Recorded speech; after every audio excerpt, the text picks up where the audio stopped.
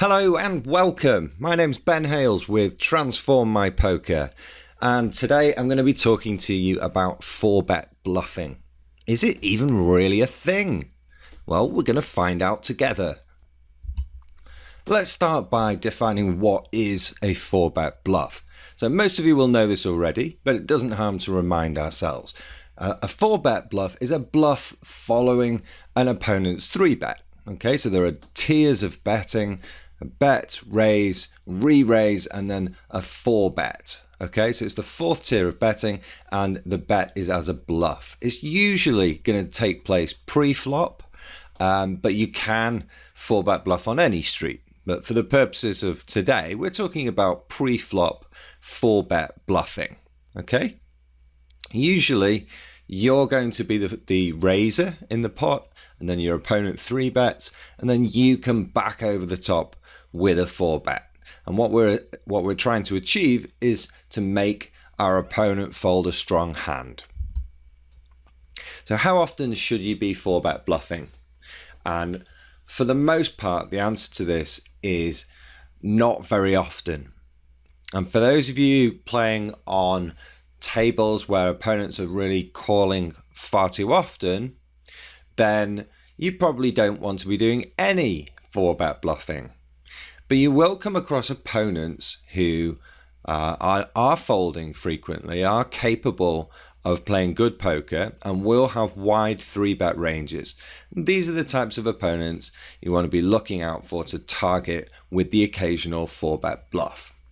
You're certainly not going to do it every time. When you have the opportunity to 4-bet, you will often be folding because your hand will not be strong enough. You will then sometimes be calling, especially if you're in position, and sometimes you'll be 4-betting for value. You've got a ace-ace, king-king type hand, and of course you're going to 4-bet for value. But then to balance that, you want to occasionally be 4-betting as a bluff. But the frequency for doing this ought to be quite seldom. Okay, next up I want to give you a few tips for finding the right spots for performing these 4-bet bluffs. So we're going to look for opponents with wide 3-betting ranges. Okay, they might be on the button, they might be in late position on the big blind, they may be 3-betting you think with a wide range, so anything around 10 or 15%. Sometimes you'll find opponents who 3-bet even wider than that, and these are good opponents to target with 4-bet bluffs. You also want to make sure that the opponents are capable of folding. There are opponents who are super loose, not just with their 3-betting, but then just going wild full stop, almost maniacal play. If you're up against an opponent like this, you should not be doing any kind of bluffing whatsoever. If you're playing online on a site which allows a HUD, you might look at your opponent's fold to 3-bet and fold to 4-bet statistics. You may wonder why I say fold to 3-bet when we're talking about folding to a 4-bet. But the reason is that you won't have much information on an opponent's fold to 4-bet unless you're playing with them very, very often indeed. Fold to 3-bet, you might not have enough information, but you're more likely to have a bit more of an idea as to how likely your opponent is to fold to an aggressive move. It's quite a useful statistic. Also, just looking at their general aggression level is quite useful. When you're looking to 4-bet bluff, your position is quite important. You want to be representing ace-ace and king-king. So if you happen to be sat in early position, it's more likely that that hand is in your range than if you're sat in later position. So your position being early and with a tight range is a good thing. Also, if you're out of position, that's not a bad thing either, because when you're in position, you may be more likely to have a wider calling range, whereas when you're out of position, you're not going to want a wide calling range. You're going to want to be doing more 4-betting and more folding. And for that reason, it's important to have lots of value 4-bets, but also some balancing semi-bluff 4-bets in your range. Okay, we'll talk about this more in the next few slides. Now, if you're enjoying this video, please click the like button and hit subscribe, and then you'll be notified whenever there's new content coming out. Moving on, I want to talk now about which hands you should choose for 4-bet bluffing. Okay, now, although the hands are important, I want you to remember that it's the spot that is the most important thing. Okay, the main purpose of a 4-bet bluff is to make the opponent fold. So if your opponent's going to be folding, your hand doesn't really matter.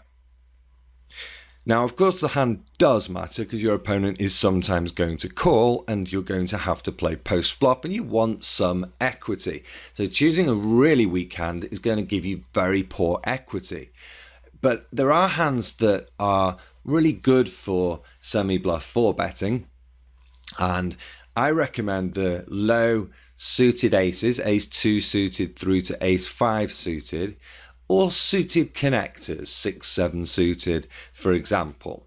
And the reason is that they hold strong showdown equity against really, really strong opponent hands. Because the idea is we're going to make our opponents fold hands like ace jack, but we're not going to make our opponents fold hands like ace ace or king king.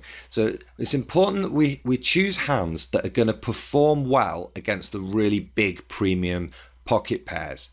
That's why hands like 6, 7 suited, you can see there, is the best hand against ace ace. It holds around 25% equity, and ace 4 suited is around 31% equity against king king.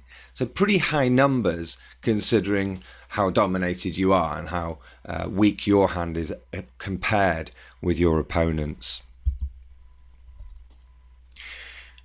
Now, when we're in a tournament situation or there's a short stack in a cash game, we may have the opportunity to 4-bet shove as a semi-bluff.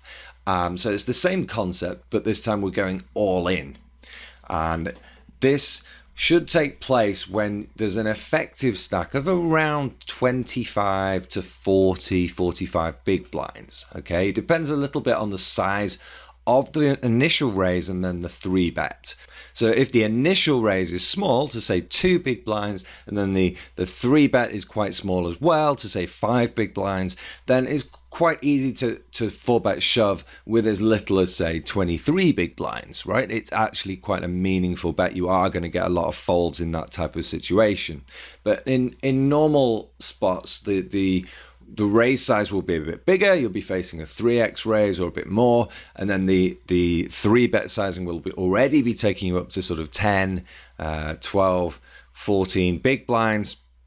So the 4-bet shove, in order to get enough fold equity, needs to be a bit deeper, so sort of 30, 35 or even 40 big blinds deep. I put 45 there, that's quite extreme, but you're certainly looking for this type of stack depth for 4-bet shoving. Okay, you can use the same hands and the hand types that we recommended on the previous slide, or you can throw in some different hands if you're confident you can make your opponent fold and you want more hands in your 4-bet semi-bluff shoving range.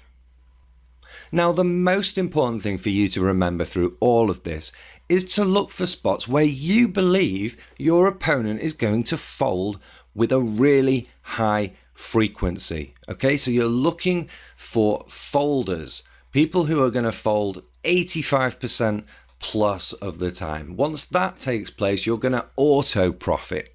Whatever hand you're choosing, you're going to make money. Now, sometimes your estimate will be out and they're going to call more frequently. So that's why I suggest you look for this type of high number. Like, I really believe he's going to fold 80, 90% of the time. And in this situation, I'm much more likely to pull the trigger with my 4-bet bluff. Okay, good. So finally, I want to give you some confidence to actually go out there and practice doing this, all right? Because it can be scary. There's a lot of chips involved. We can start losing money if we do this in the wrong places. But practice finding the right spots and expect it to go wrong sometimes. Persevere and look at the amount of money you are making with your 4-bets. You're picking up a lot of chips when your opponent is folding. So focus on the positives and keep practicing. So I wish you the best of luck with your 4-bet bluffing. Now, if you would be interested in some free training, please click the link below this video and get yourself signed up. My name's Ben Hales with Transform My Poker. Thank you very much for listening.